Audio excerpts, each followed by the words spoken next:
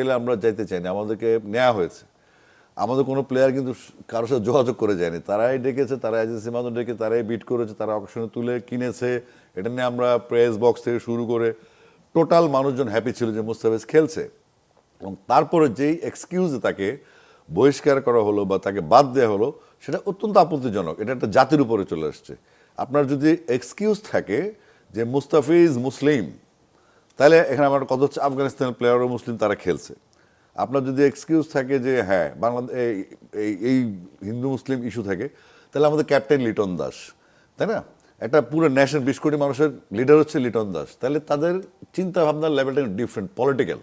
অর্থাৎ বাংলাদেশকে অস্থিতিশীল করার জন্য যা যা করার দরকার ইন্ডিয়া তাই তাই করছে। এটা হোক পলিটিক্সে, হোক স্পোর্টসে, হোক বর্ডারে, যেভাবেই হোক। তো আমরা তো এটা চাই না। আমরা সুপ্রতিবেশী সুলভ বন্টন ব্যবস্থাতে সাম্য চাই।